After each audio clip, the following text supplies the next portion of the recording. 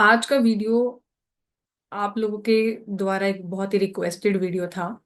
क्योंकि मेरा जो पिछला वीडियो था राहु महादशा को लेके, उस पे आप लोगों ने बहुत ही अच्छा रिस्पांस दिया है।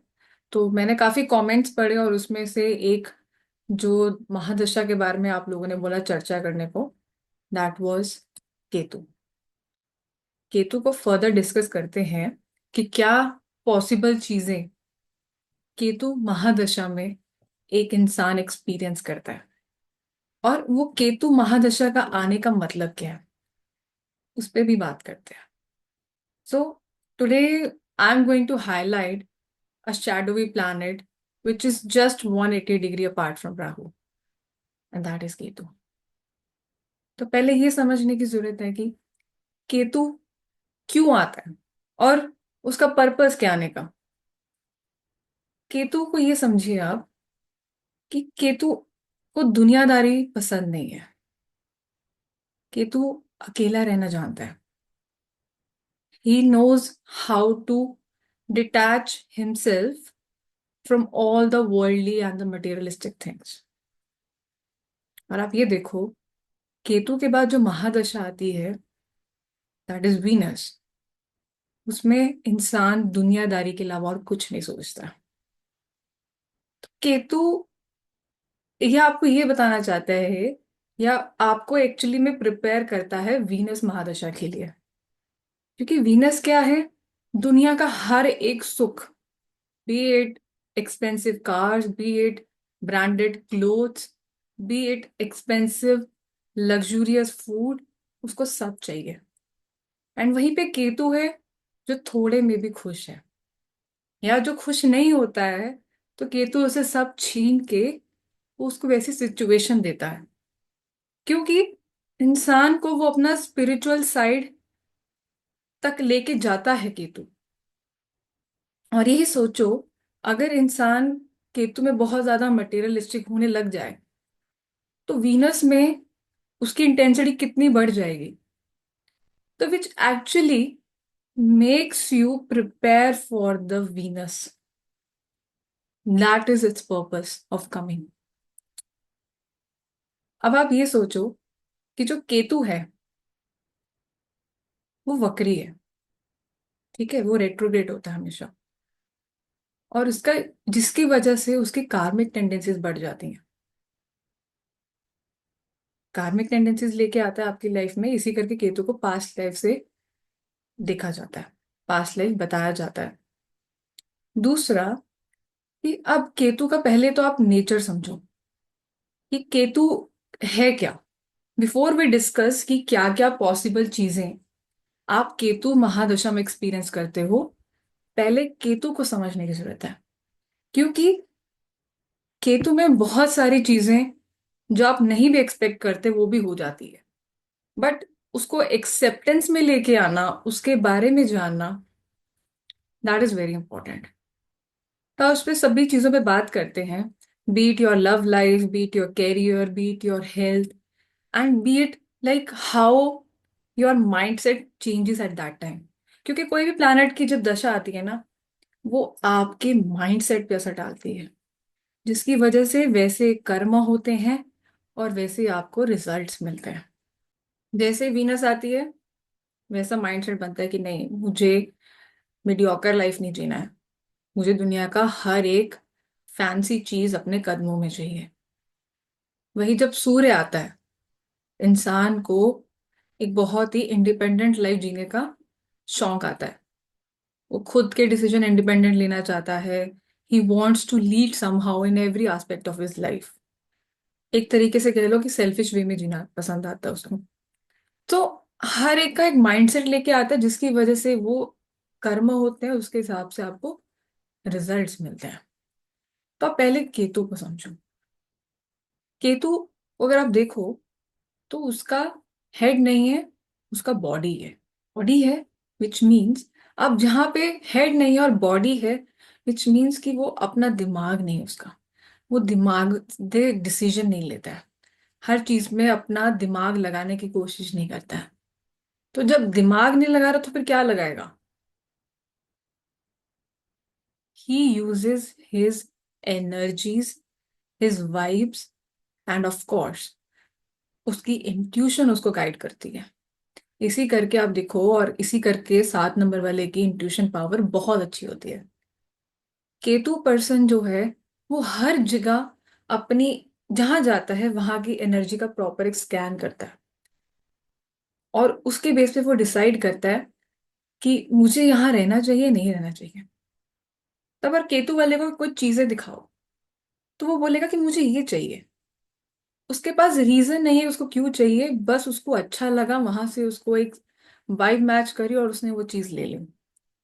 इसी करके जहां पे केतु को, फॉर एग्जाम्पल, वो किसी भी रिलेशनशिप में है जहां पे सिचुएशंस हैं, वो खुद डिटैच हो जाता है, खुद गिव अप हो जाता है, जहां पे उसको समझ में आता है कि अब वो एनर्जी की फ्रीक्वेंसी पहले जैसी नहीं रही, या उसको वो चीजें सेंस होने लग जाती हैं कि घर में अब कुछ होने वाला है, हमारे रिलेशनशिप में कुछ होने वाला है, जिसकी वजह से वो चीजें गिव अप करता है या वो चीजों पे डिटैच होने लग जाता है।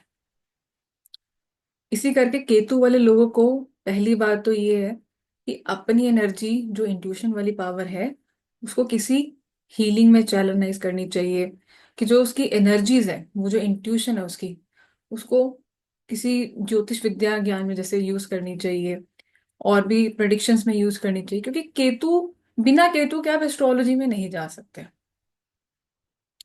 क्योंकि वो इंट्यूशन आपको गाइड करती है। और डॉग्स की भी इंट्यूशन बहुत अच्छी होती है। केतु को आप डॉग से जोड़ा जाता है, क्योंकि डॉग्स बहुत चीजें बहुत जल्दी सेंस कर लेते हैं। और केतु वाला इंसान ना अपनी लाइफ में या तो सॉलिट्यूड में लाइफ जीना पसंद करता है, या वो जो चीज चाहता है उसको नहीं मिलती है, जिसके करके वो लाइफ में डिटैचमेंट को अपना लेता है। या तो आप पहले से डिटैच रहना सीख लो तो केतु ठीक है, नहीं तो आपको केतु सिखा देगा कि कैसे डिटैच रहना है। तो जिसके लिए जो भी लोग केतु की महादशा में है, ये चीजें एक्सपीरियंस करोगे ही करोगे। एंड आई हैव सीन कि जो केतु वाले लोग हैं अपनी ये महादशा में स्पिरिचुअल हो जाते हैं, स्पिरिचुअल यात्रा करते हैं, अकेलापन में खुश रहने लगते हैं, या फिर कहीं ना कहीं लाइफ में लोनलीनेस पे आ जाते हैं, क्योंकि यही केतु सिखाना चाहता है आपको, अंदर की जर्नी, सेल्फ में आ जाना। क्योंकि बाहर की दुनिया या तो आपको सुख नहीं दे रही है जैसा आप चाहते हो, या फिर वो मीनिंगलेस लगने लग जाती है। Both ways it can happen, पर सिखाती आपको यही है। और आप ये भी देखना, केतु एक सेपरेटिव प्लैनेट है, तामसिक तो है ही है, एक सेपरेटिव प्लैनेट है। और जहां पे भी आपका केतु प्लेस्ड है वहां से आपको डिटैच करने की कोशिश करता है, वहां से आपको सेपरेट करने की कोशिश करता है। और केतु जहां पे भी आपके चार्ट में बैठा है, ये समझ लेना कि उसका, उस घर का पूर्ण सुख आप पिछले जन्म में ले चुके हो, पिछले जन्म में ले चुके हो, अब यहाँ नहीं मिलेगा। फॉर एग्जाम्पल, अगर आपका केतु आपके पहले घर में है, तो पहले घर में होने का ये मतलब है कि आप अपने आप से या दुनिया से डिटैच अपने आप को बहुत जल्दी कर लेते हो। एंड इट डिपेंड्स, अगर तो केतु महादशा आपकी आती है एंड इंसान का जो केतु है वो पहले घर में बैठा है, he will for sure experience that solitude. वो एक सॉलिट्यूड फील करेगा, वो डिटैच फील करेगा। और केतु का नेचर बहुत सेंसिटिव है। आप ये देखो, या तो 7 नंबर वाले देखो या केतु देखो, ये बहुत सेंसिटिव होते हैं, अंदर से इमोशनल होते हैं। और एक केतु जैसा इमोशनल व्यक्ति जब अपनी एक्सपेक्टेशंस किसी के पास लेके चलता है और वो एक्सपेक्टेशन फुलफिल नहीं होते हैं, तो वो अपना कोई रीजन नहीं देता है, वो खुद ही डिटैच हो जाता है। इसी करके आप देखना कि केतु महादशा में वो चीजें छूटने लगती हैं, वो पुरानी फ्रेंडशिप्स, वो रिलेशनशिप्स, वो चीजें सब छूट जाती है, क्योंकि केतु की एनर्जी क्या है, डेथ एनर्जी है।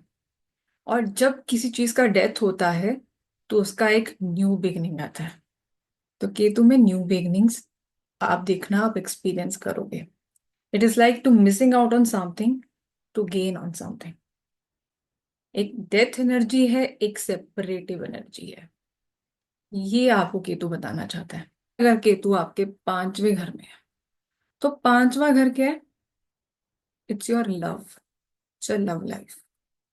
तो अब केतु वाला, जैसे मैंने बताया ना कि बॉडी है, दिमाग नहीं है, तो वो अपना दिमाग नहीं यूज करेगा। उसको किसी के साथ बात करी, उसको उसकी एनर्जी अच्छी लगी, तो उसको पसंद कर लेगा। वो ये नहीं देखेगा कि वो डिफरेंट रिलीजन की है या मुझसे बड़ी है, मुझसे छोटी है। He will not care about those factors. उसको वहां पे एनर्जी राइट लगी और वो उसके लिए प्रोसीड करेगा। उसके पास कोई रीजन नहीं है, क्योंकि दिमाग नहीं है। दिमाग नहीं तो दिमाग से चलेगा नहीं, सिर्फ एनर्जी सेंस करेगा। That is how the Ketu it is.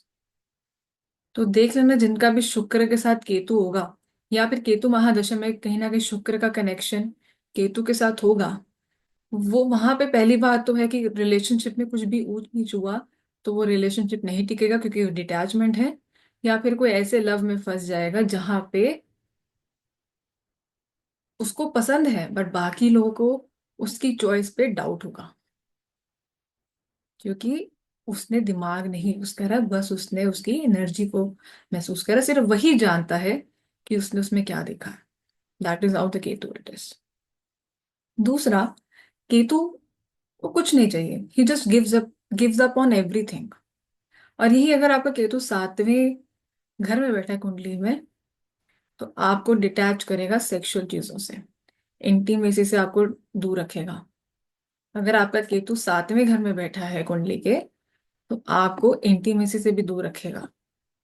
तो बहुत सारी चीजें खुद ही छूटने लग जाती हैं। तो आप ये देखना कि जहां पे भी आपका केतु प्लेस्ड है, वहां से आपको डिटैच करना शुरू कर देता है, या उसका पूर्ण सुख आपको इस जन्म में नहीं मिलेगा। नहीं मिलेगा, इससे डिटैच हो जाते हो, या वो लाइफ का वे ही डिटैचमेंट बन जाता है। इधर वे इट इज पॉसिबल। अगर आप केतु महादशा के टाइम पे दुनियादारी से रिलेटेड सुख लेना चाहते हो, तो वो पूरा नहीं होता है। Like I said, it's purpose is to teach you something bigger, to teach you how to live your life, to live your life inside. खुद के साथ रह के जीना है, स्पिरिचुअलिटी में जीना है, and let go every good और bad things happens in your life. ये केतु आपको बताना चाहता है, and it basically prepares you for the Venus mahadasha. ये बेसिकली केतु का पर्पस है लाइफ में आने का। हमने बात करा कि लव एंगल में केतु कैसे बिहेव करता है, या वो इनसाइड एक क्या मेंटालिटी लेके आता है, वो हमने बात करा। एंड अब बात करते हैं केतु का आपके हेल्थ से। क्योंकि दुनियादारी में इस टाइम पे आप देखना कि कोई भी चीजें आप प्रोफेशनली करना चाहो, उसमें कुछ ना कुछ वैसा रिजल्ट नहीं मिलेगा, क्योंकि केतु का रिलेशन कोई पैसे से नहीं है। आप देखना केतु के टाइम पे हमेशा चीजें छूटती हैं, क्योंकि वहां पे जो भी हम चीजें करते हैं हमारी लाइफ में, हमारे रूटीन में आधे से ज्यादा चीजें हमारे दुनियादारी वाली हैं। बट केतु आपको कुछ डिफरेंट पर्पस देना चाहता है। तो इस टाइम पे प्रोफेशनली, लव लाइफ में और पर्सनली भी बहुत चीजें नहीं आती हैं। ऑफ कोर्स कुछ छूटेगा तो कुछ नया आएगा। पर्सनल लाइफ में तो आपके कुछ नई बिगनिंग्स आती हैं, क्योंकि आप सेपरेशन मोड पे चले जाते हो। डेथ सेपरेशन आता ही आता है, क्योंकि जो केतु है वो मार्स को फॉलो करता है। सो और मार्स क्या है? मार्स किसका लॉर्ड है? स्कॉर्पियो का। तो स्कॉर्पियो क्या है? डेथ है, सेपरेशन है, ये सब चीजें हैं। और eighth house also represents solitude. तो ये सब चीजें आएंगी ही आएंगी, और ये सब चीजें इंसान उस चीज में एक्सपीरियंस करता है। 7 साल का ये जो महादशा है, ये आपको कुछ बैड एक्सपीरियंसेस देके कुछ लाइफ का बड़ा चीज या बड़ा लेसन देता है। वो भी जरूरी है लाइफ में। दूसरा बात करते हैं द हेल्थ पार्ट। अब जैसे मैंने बात करी कि केतु जो है आपका बॉडी है, बॉडी है तो ऑफ कोर्स बॉडी से रिलेटेड इंसान यहाँ पे सफर करता ही करता है। और जैसे बात करी कि केतु जो है वो मंगल को फॉलो करता है, और मंगल क्या है? सर्जरी है। तो अगर केतु के दोषा की बात करूं तो केतु में वात है और कुछ पित्त का भी है। तो पित्त क्या है? फायरी एनर्जी है। वात क्या है? एयरी एनर्जी है। तो केतु के टाइम पे इंसान कंफ्यूज तो रहता है, and at the same time एक सेंस ऑफ एंजाइटी भी रहती है अंदर, क्योंकि बहुत ज्यादा सेंसिटिव है। तो वो रेस्टलेसनेस एक्सपीरियंस करना, कहीं ना कभी इंसान को स्लीपिंग इश्यूज भी आ जाते हैं केतु के टाइम पे। एंड अगर हेल्थ बहुत खराब हो, और ऑफ कोर्स it depends on how Ketu is placed in one chart individually, वो इंडिविजुअली रिजल्ट्स तो देगा ही देगा। We are just talking about what one can experience. तो केतु बॉडी है तो बॉडी वाले इश्यूज जो होंगे, या तो आपको मेंटली सफर करने को मिलेंगे क्योंकि रेस्टलेसनेस का कारक है। दूसरा, अगर इस टाइम पे हेल्थ का ध्यान ज्यादा नहीं रखा तो कुछ ना कुछ छोटा मोटा सर्जरी हो जाता है। या फिर केतु के टाइम पे जो भी इश्यूज होते हैं वो आपके मैटरनल साइड से लिंक ज्यादा होते हैं। ऐसी चीजें आपको केतु के टाइम पे अपनी हेल्थ से रिलेटेड एक्सपीरियंस करने को मिलती है, क्योंकि कार्मिक है ये। केतु का जो नेचर है वो कार्मिक है, पास्ट लाइफ से जुड़ा हुआ है, डिससेटिस्फेक्शन में चलता है। डिससेटिस्फेक्शन लाइफ में बहुत एक्सपीरियंस करता है, बहुत जल्दी लाइफ में गिव अप करता है चीजों को लेके। ये केतु की एनर्जी है। और आप ये देखो, एक मजे की बात बताती हूँ। न्यूमरोलॉजी में जो नेम न्यूमरोलॉजी का पार्ट है, उसमें जो ओ अल्फाबेट है उसको 7 नंबर दिया गया। क्यों दिया गया है? क्योंकि केतु जो होता है वो प्रॉपर एक 360 डिग्री व्यू लेता है। हालांकि दिमाग नहीं है, पर अपनी इंट्यूशन से भी पूरा वो 360 डिग्री व्यू ले लेता है। व्यू ले लेता है क्योंकि ओ क्या है? It's a complete circle, properly 360 degree है। इस करके केतु को वो दिया गया, क्योंकि वो स्पिरिचुअल एनर्जीज लेके चलता है अपने अंदर।